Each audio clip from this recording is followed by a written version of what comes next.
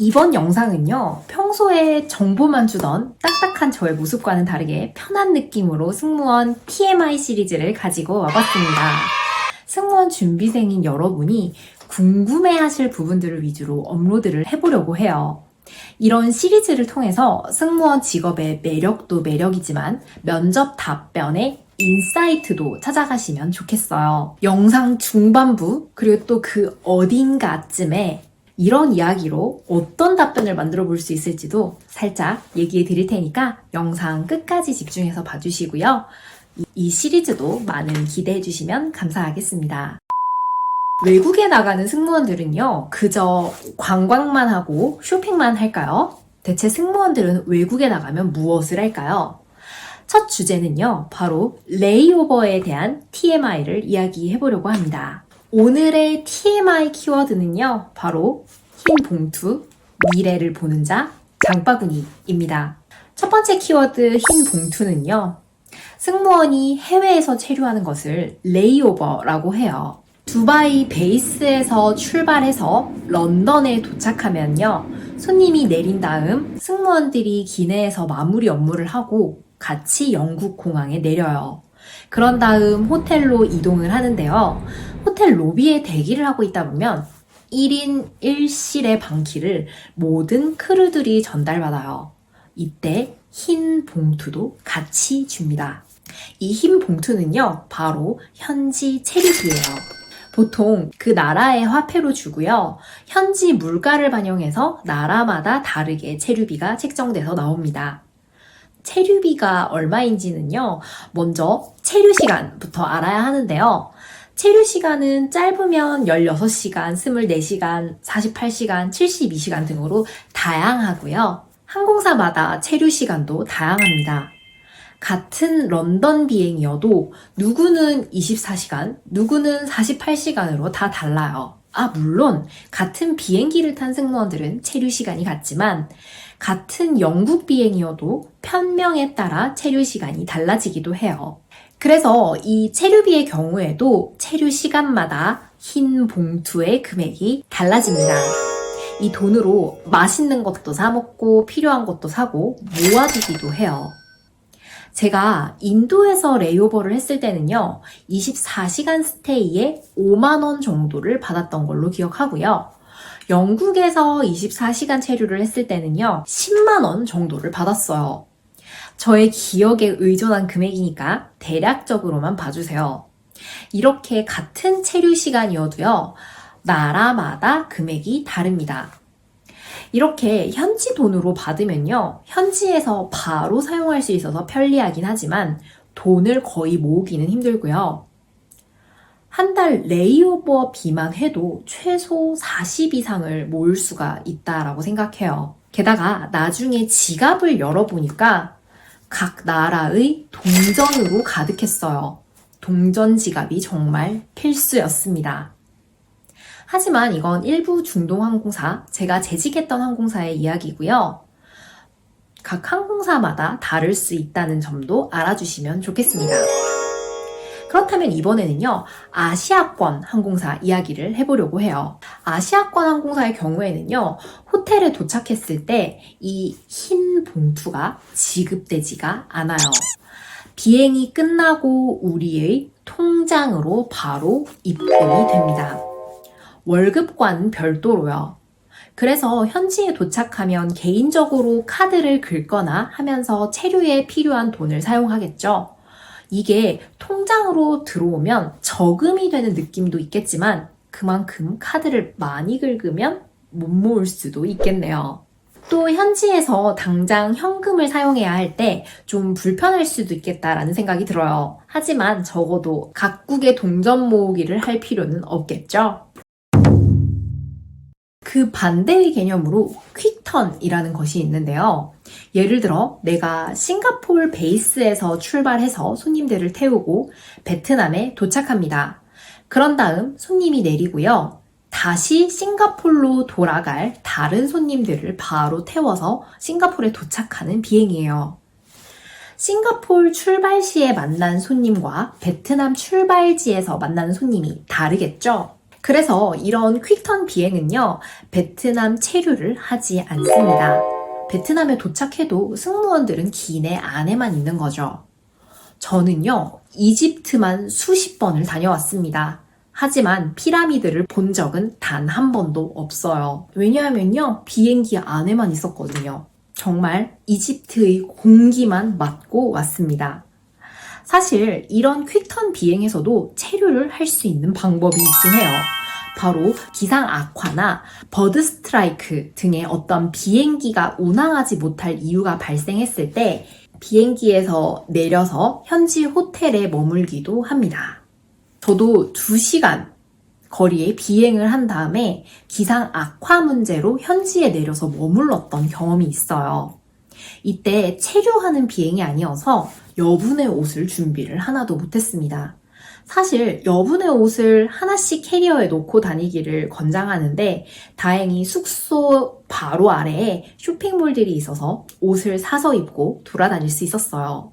국내항공사 퀵턴의 예를 들어보면요. 하루에 청주, 제주 비행이 있을 경우 모든 손님들이 저를 처음 보시겠지만 저는 벌써 청주와 제주도를 2번이나 다녀오고 비행기는 계속해서 저와 함께하는 거라고 볼 수 있겠네요. 오늘 이야기를 통해서 승무원의 장점이나 단점, 그리고 승무원에게 필요한 역량은 무엇일지 다른 사람과는 다른 답변을 한번 생각해봐도 좋겠죠?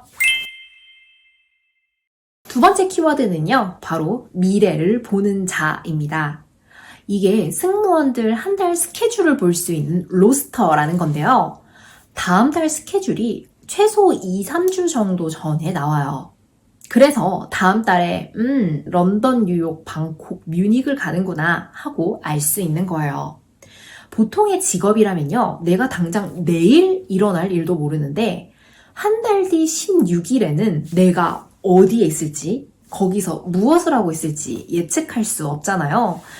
하지만 바로 미래를 볼 수 있는 직업이 승무원이라고 생각합니다.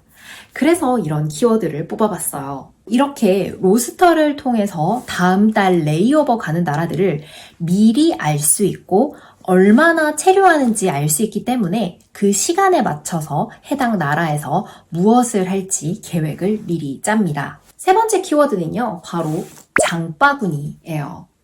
제 지인은요, 현지에 도착하자마자 무조건 밖에 나가서 카페 투어, 맛집 투어, 관광지 투어 등 여러 활동들을 많이 하는 친구가 하나 있어요.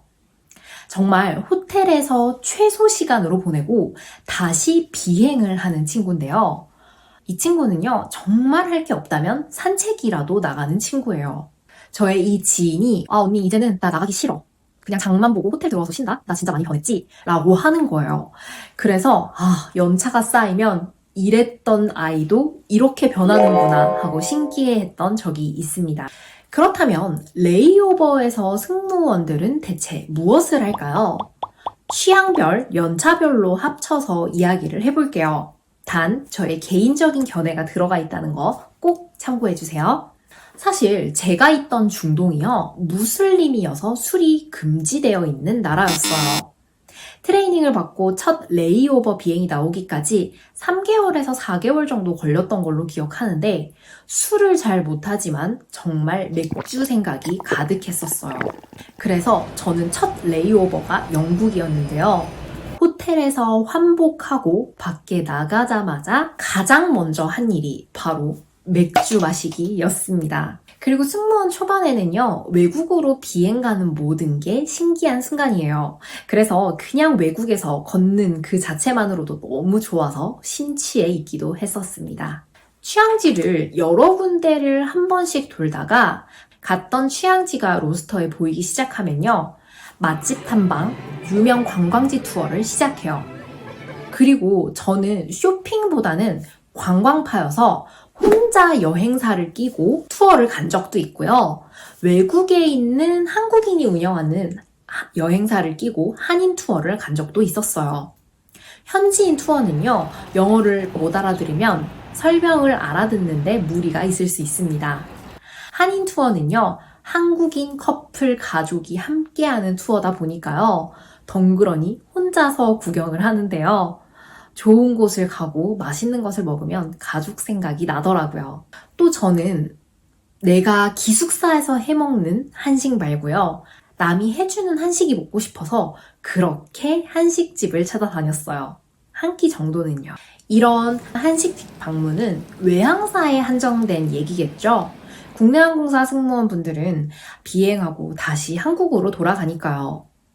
하지만 국내항공사 분이어도 좋은 곳에서 맛있는 것을 먹으면 사랑하는 사람들이 생각나기 마련이라고 생각해요. 그러다가 이제는 어느 정도 관광도 해보면 이제는 문화생활도 즐기고 싶어서 뮤지컬도 봐요. 휴양지에서는 각종 해양 스포츠도 체험합니다. 심지어 현지 원데이 쿠킹 클래스도 가요. 물가가 싼 나라라면요, 마사지, 네일, 페디도 당연히 받습니다. 또는 마음 맞는 동료들과 함께 같이 렌트를 해서 어디 여행지로 같이 여행을 가기도 해요. 사실 저는요, 관광파긴 하지만 돌아가면 언제 또 다시 이 나라에 올지 모르니까 쇼핑도 시작해 봅니다. 현지에서 싸게 살 수 있는 것들을 사기도 하고요. 차이나타운에 가보면요, 한국 식료품점이 있어서 그곳에서 필요한 식량을 구비하기도 해요. 예전에 그렇게 깻잎을 찾아다녔는데 하늘의 별 따기였습니다. 이것 말고도요, 현지 대형 슈퍼마켓에서 현지 나라의 유명한 것들 장 보는 것은 필수라고 생각해요. 그리고 마그넷이나 컵, 티셔츠 등 이 나라에 왔다라는 티내는 기념품 사기도 꼭 잊지 않아야겠죠?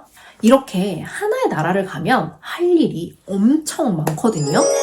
게다가 외국인 크루들이 한국인 크루들에게 늘 하는 말들이 있었어요. 한국인들은 무조건 도착하면 안 쉬고 바깥부터 나간다고요. 심지어 호텔 로비에서 한 크루가 저에게 너도 전형적인 한국인이네 라고 하기에 이유를 물었더니 바로 유니폼을 갈아입고 나가는 저의 모습을 보고 하던 말이 아직도 기억이 나네요. 그러다 연차가 쌓이면요, 그냥 호텔 콕입니다. 호텔 앞 슈퍼 나가기도 귀찮고 투어도 할 만큼 했고 뮤지컬도 봤고 너무 많은 것들을 이미 해봤어요. 이제는 그냥 퇴근하고 혼자 쉬고 싶은 마음인 거죠. 물론 비행이 너무 힘들면 쉬는 경우도 있긴 하지만 저는 힘들어도 무조건 나갔습니다. 언제 내가 이 나라에 또 올지 모르니까요. 승무원들 호텔 안에서는 뭐 하는지에 대한 영상도 업로드 해보도록 하겠습니다. 이렇게 연차나 취향별로 합쳐서 이야기를 해봤지만 결국 우리는 그 나라에서 무언가를 사고 장을 보고 하기 때문에 승무원이 되면 이 장바구니는 필수로 필요하다고 생각해요. 관광파였던 저도 늘 3개의 장바구니를 가지고 다녔습니다. 이쯤 되면 저는 쇼핑도 좋아하는 것 같네요. 이상으로 승무원들이 해외에서 하는 일들에 대한 TMI를 이야기해봤습니다. 이것 이외에도 승무원에 대해 궁금한 것은 무엇이든 댓글로 물어봐주세요. 전부 다 알려드리겠습니다. 이처럼 앞으로도 여러분의 승무원 되기 프로젝트에 도움이 될 영상들 많이 업로드 할 테니까요. 조댓구알 아시죠? 다음 영상도 기대해주세요. 감사합니다.